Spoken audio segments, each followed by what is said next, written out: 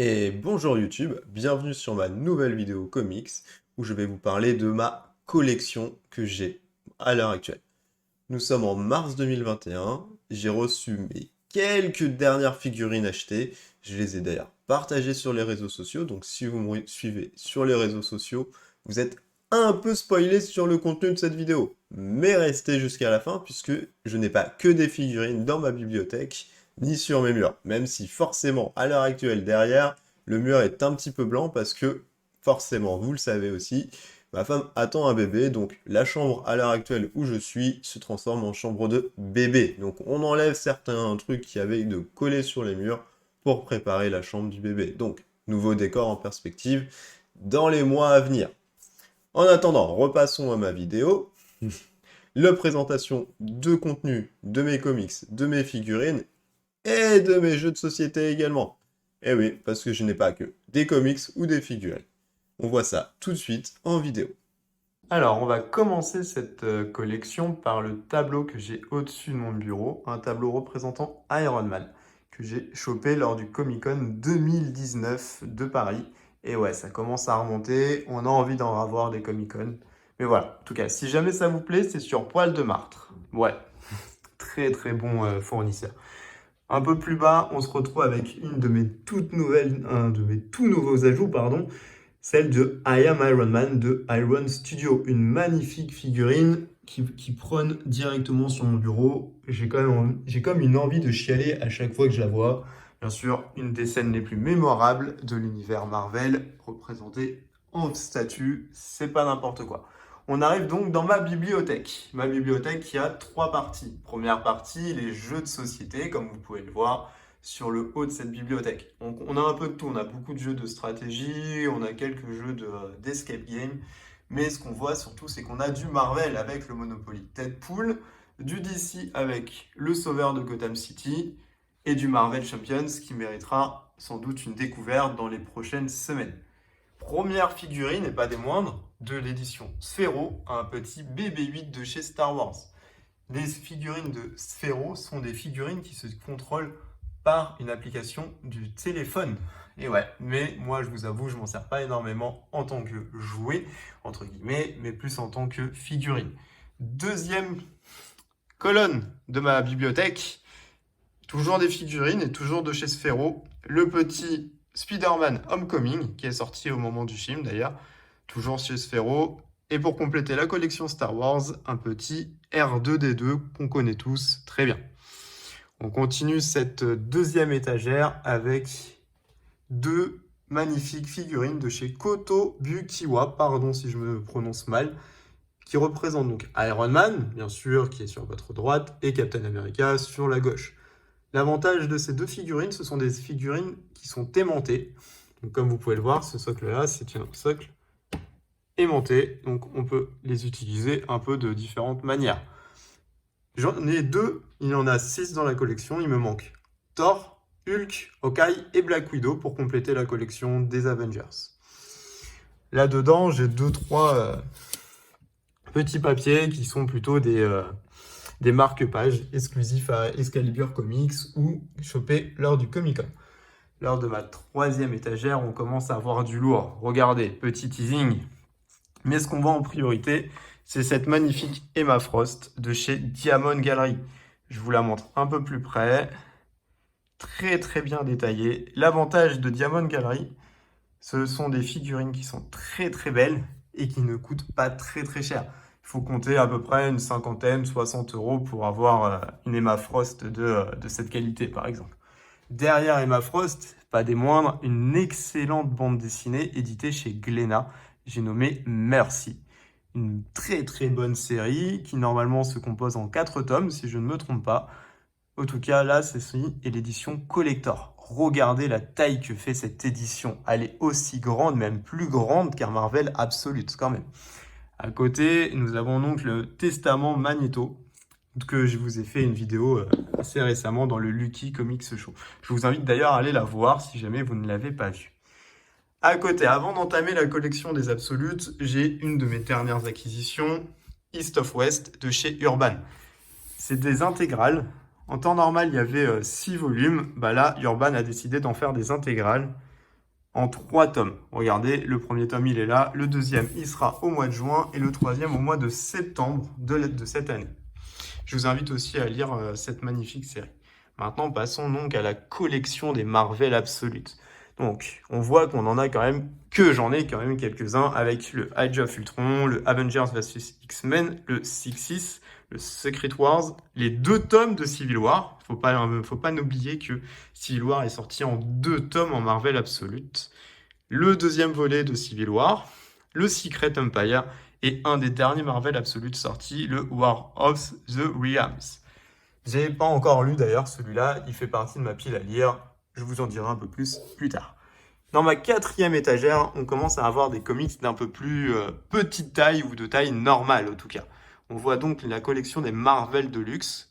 On a les 2 formats de Marvel Deluxe. On a l'ancienne qui est en noir et la tranche en bas blanche, avec donc un peu de X-Men, du Hulk, très très bon run de Hulk, édité par Greg Pak, qui fait le très très bon scénario. Je vous le conseille hein, si jamais vous cherchez des livres sur Hulk d'ailleurs. Donc voilà, les 3 volets de Planète Hulk, le World Hulk et le Retour sur la planète Hulk, qui est le plus récent. On a aussi du Captain Marvel avec le Et nous serons des étoiles. Ensuite, on a les 2e éditions de Marvel Deluxe, avec les 2 Spider-Man renouveler ses vœux. Très très bon run aussi. Le Spider-Verse, très très très bon. Si je dois vous conseiller un run sur Spider-Man, sachez que le Spider-Verse est excellent comme série. D'ailleurs, petite dédicace par Edgar Delgado, qui est l'encreur de la série. Sur ça, je vous montre assez rapidement. Regardez, hop, Delgado a signé ce livre. Ce n'est pas une de mes dédicaces les plus, les plus précieuses. Je vous montrerai un peu plus tard. D'ailleurs, sur cette étagère, il y a mon bouquin préféré. Donc on continue toujours chez les Deluxe avec du Avengers Siege, du Spider-Man Black Cat. Ensuite, on arrive dans les collections Marvel 100%, où on commence avec La vie de Captain Marvel, qui est une édition spéciale qui a été éditée, je crois, chez Leclerc. Donc voilà. Alors, ensuite, dans cette continuité de 100%, on a toujours du Captain Marvel. Le run actuel, d'ailleurs, qui est là. Je ne l'ai pas encore fini, mais un assez bon run. Ensuite, nous avons les Marvel 2-in-1, qu'on voit avec la tranche grise. Alors oui, bien sûr, j'ai dû zoomer un peu, parce que sinon, on ne les voit pas trop. Les 2-in-1, ça raconte un peu l'histoire des 4 fantastiques, ou plutôt des 2 fantastiques, et après la disparition de Reed Richards et de Suzanne. Vous en apprendrez un peu plus en lisant, bien sûr, tout ça. On a la résurrection du Phénix chez les X-Men. On a le run actuel des 4 fantastiques. Très très bon. Un excellent run qui arrive, puisque Jason Aaron a pris la main sur Thor à une certaine période et nous a sorti un All New Thor avec Jane Foster en rôle de Thor. Et c'est un très très bon run qui se conclut d'ailleurs avec ce livre-là, qui est La mort de Thor. Un très très bon bouquin si vous aimez Thor. D'ailleurs, c'est un run que je vous conseille avant le Love, War and Thunder de Thor 4, en gros du MCU, qui va sortir assez rapidement. Donc on continue, on voit qu'on a du Miss Marvel, du Black Cat, qui est un excellent, un petit bouquin sympathique sur la petite chatte voleuse. Le one-shot sur Invisible Woman et sur Black Widow, un peu, pas forcément mémorable, mais si jamais vous aimez bien ces héroïnes, vous pouvez les lire. Là, on arrive sur un de mes bouquins préférés. Je vais vous montrer pourquoi. Regardez-moi ce bouquin. Le House of M. C'est juste mon livre préféré. Mais à l'intérieur se cache justement la valeur de ce bouquin. C'est les anciens volumes, puisque c'est du Marvel Select, c'est-à-dire qu'ils sont ressortis en Marvel Deluxe. Mais là, c'est les anciennes éditions, en édition du coup toute souple. Regardez, je peux les plier, mais je ne vais pas le faire, parce que j'y tiens beaucoup trop. Mais regardez, quand j'ouvre, qu'est-ce qu'on voit? On voit la signature d'Olivier Coipel, et du coup de Chris Claremont. Et ouais, j'ai chopé lors du Comic-Con 2019, et j'ai réussi à faire la queue pendant des heures et des heures, notamment pour Olivier Coipel, pour avoir sa signature. Mais ça valait le coup. Mon House of M est presque au complet. Il me manque plus que Brian Michael Bendis. et je pourrais l'encadrer, je pourrais le momifier pour qu'il reste et qu'il dure aussi longtemps que ça. En tout cas, c'est ma masterpiece de ma collection, enfin une de mes masterpieces. Maintenant, on arrive encore avec une magnifique figurine, toujours de chez Diamond Gallery, mais une édition spéciale Comic-Con États-Unis, puisqu'il s'agit du White Phoenix, magnifique Jean Grey. Allez, on passe à l'avant-dernière étagère de ma bibliothèque, et on commence à ne plus forcément avoir du Marvel, puisque ça commence avec du Panini Comics, certes, mais avec des The Boys, la collection des 6 The Boys.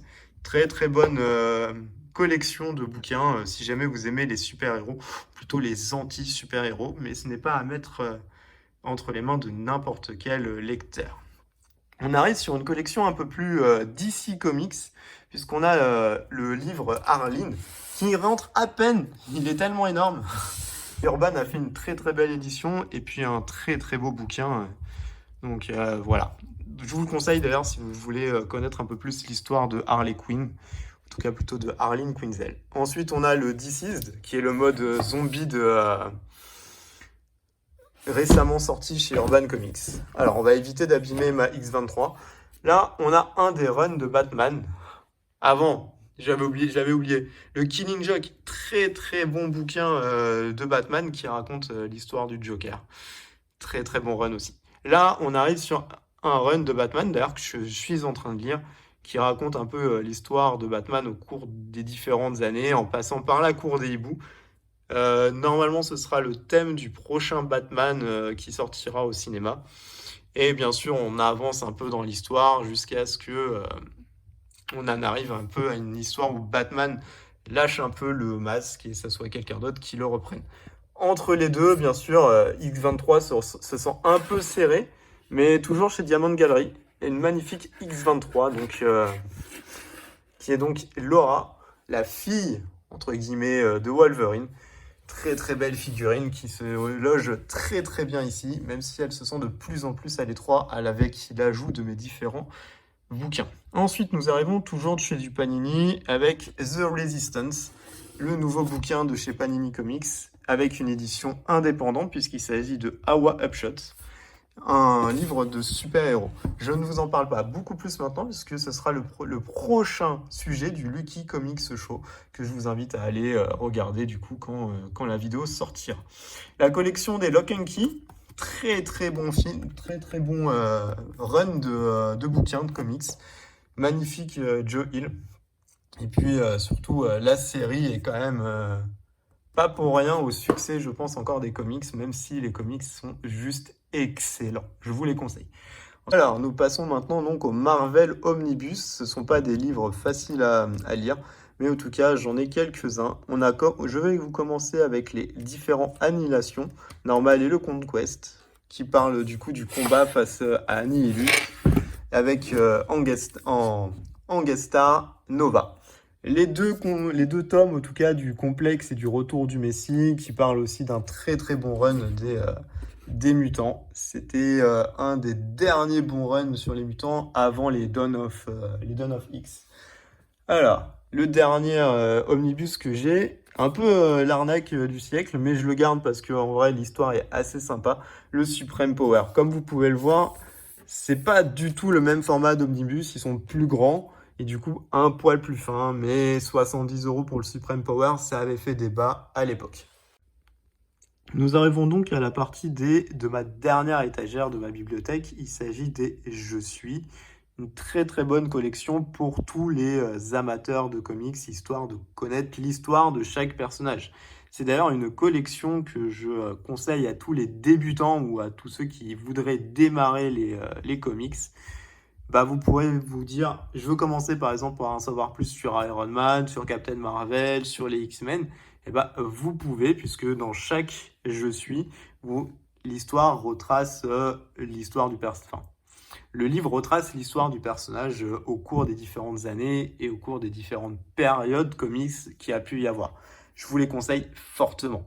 Alors, mes deux derniers bouquins, et pas des moindres, ce sont des masterpieces. Celui-là, je vous le garde pour la fin. Vous allez comprendre pourquoi. Je le sors déjà. Vous verrez plus tard. Maintenant, je vais vous montrer celui-là. C'est des coffrets Marvel Events. Hop, je vais vous le sortir. Voici le Marvel Event des X-Men. Et pas n'importe lequel, hein, puisque du coup, on a donc un magnifique coffret qui ne sont plus édités, puisque Panini a décidé de ne plus faire les Marvel Events. Et chaque livre forme une tranche magnifique du Phénix, avec bien sûr 5 bouquins magnifiques et très très bons. Et on se retrouve donc sur mon bureau après un petit cut afin de vous montrer, je pense, ma plus belle pièce, mais pour différentes raisons. Alors, ce n'est pas le coffret en lui-même qui est magnifique, même si un coffret Marvel Events du coffret de l'infini de Thanos fait toujours plaisir, hein. La tranche n'est pas particulière, c'est le dernier coffret Marvel Events qu'ils ont sorti, donc franchement, pas de particularité précise, mais je vais vous montrer quelque chose. Sachez que dans chaque bouquin, il y a une signature. Et la signature du grand maître qui se trouve aussi sur la base de mon coffret. Regardez-moi ce magnifique Thanos avec ce gant de l'infini qui apparaît et cette magnifique signature de Jim Starlin, les amis. Jim Starlin, je ne sais pas si vous vous en rendez compte, c'est le papa de Thanos lui-même qui m'a dédicacé ce bouquin. Tout ça au Comic-Con 2019 de Paris. Comment vous dire que j'en manque de ce Comic-Con. J'ai des mots qui manquent. Ça avait été une journée exceptionnelle. J'avais fait énormément de la queue. J'y avais été avec de la famille et des amis. On avait réussi à se faire la queue histoire de pouvoir avoir les signatures qu'on voulait. Mais alors, Jim Starlin, ça avait été la première signature que j'avais eue. Et franchement, j'ai adoré cette journée. Il est très, très sympathique. Donc voilà. En tout cas, c'est un coffret que je vous conseille fortement si jamais vous voulez connaître un peu plus Thanos. Eh bien, je vous remercie d'avoir suivi cette vidéo, bien sûr. C'est une vidéo un peu particulière puisque je vous montre une partie de moi, une partie de ma collection. Si jamais vous avez trouvé une pièce de cette collection qui vous intrigue, n'hésitez pas à le dire en commentaire. J'essaierai de vous répondre.